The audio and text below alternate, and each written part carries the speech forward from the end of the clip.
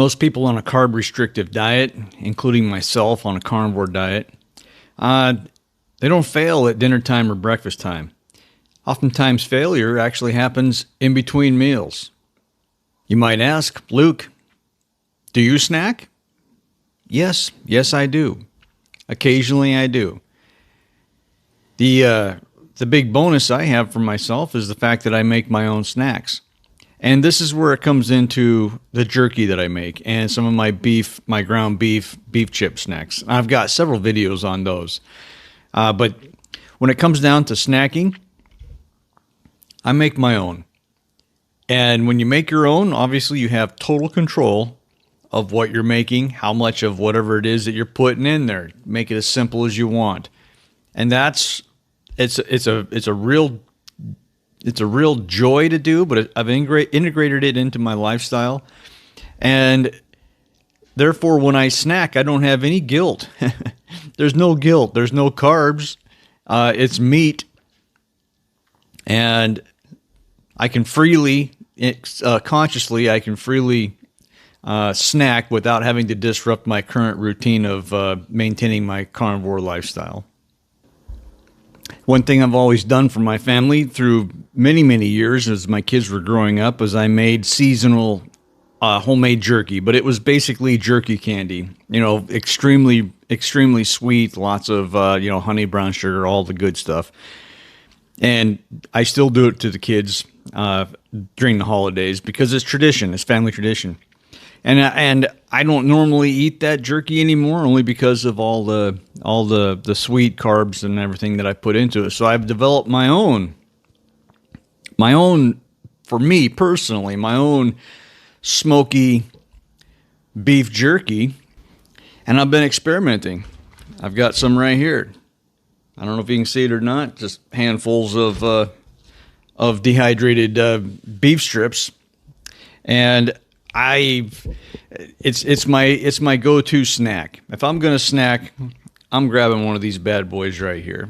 Eat a couple of those, and it's dehydrated meat. What do you think it is? I mean, it's about as basic as it gets, and it's incredibly flavorful.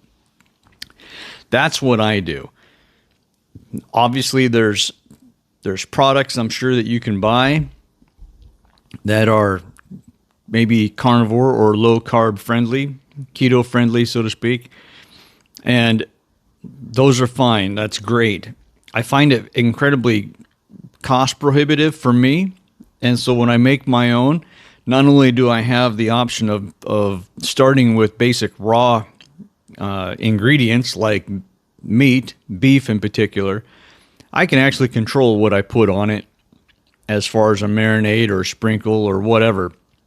And that is very empowering for me to maintain that level of control so that I can keep my sustainability optimized. And still, when I want to enjoy a snack, I can.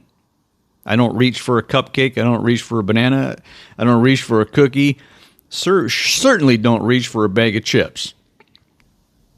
So a major benefit to making your own jerky or your own snacks is that when you get the urge to snack, preparation is actually very key and vital. I don't have to prepare at the store to buy 10 bags of chips to last me all week long.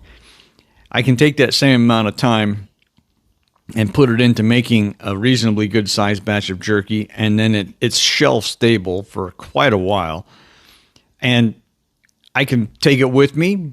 I can take it to work. I can leave some on the counter. My grandson helps himself whenever he wants. He loves it too. My wife is the same. And it's a fantastic, inexpensive, it's a cost-effective, inexpensive, sustainable snack.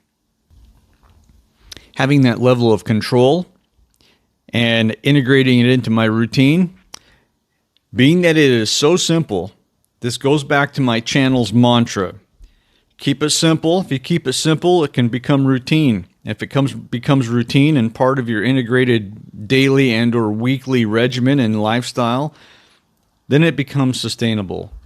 This stuff right here, This is sustainable to me. It's not the first time I've made it. I've made it for years and years and years. I've just never made it to this level of simplicity. Literally 2 to 3 ingredients, 4 ingredients. I put some liquid smoke in there because I like that smoky flavor. And some smoked salt and a few other things. All of it is 0 carb, essentially. This particular batch, I actually use a little bit of allulose just to try to replicate some of the sweetness factor that I've enjoyed through the past years of my other homemade jerky. So, keeping it simple, routine-oriented, turns it into a sustainable system, which for me integrates into my current lifestyle. The whole idea is that you don't have to be perfect at this. This isn't designed to be a perfect system. It's just a system that works for me. And I encourage people to find out what works for them. If this doesn't work for you, that's fine. I mean, this is not a one-size-fits-all. This is a one size that fits me. Just so happens I got a couple other people here that enjoy eating it too, which is fantastic, which means I get to make more of it. And I enjoy making it too, by the way. So, the moral of the story is, find out what works for you. Find out what you can, whatever lifestyle you're on, keto lifestyle, keto diet, low carb. If you're a high carb intake individual right now and you cut back 20% of what you're currently doing, you're going to find some real positive things happening to you. That is a win. That is a win. If you can do that, you're a win. If you eat jerky regularly and you're buying store-bought jerky, turn the bag around, read the ingredients on the back, and then do the right thing, turn it back around, put it back on the shelf. If you were to take and just do this, and this is just an example, if you were just to make your own jerky, these one little steps that people take in a forward progression of changing your lifestyle, you will notice a difference in how you feel. You'll definitely notice a difference in your pocketbook.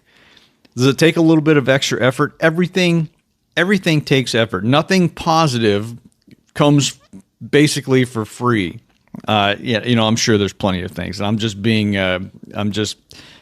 spitballing here, but it does take a little bit of effort and preparation. You don't make it every day. I make mine every 2 weeks. So I've integrated into my routine. That's my routine. And so far it's been very sustainable. Guys, hey, this is Luke, Captain Carnivore. Please like and subscribe. Hit the button, the notifications, all those buttons that everybody tells you to hit and smash and all that good stuff. In closing, I'd like to say, as I usually do, please focus your time and effort on things that you can control and you can influence. You will find that you'll have much more productivity in your day. Your time will be much more well spent.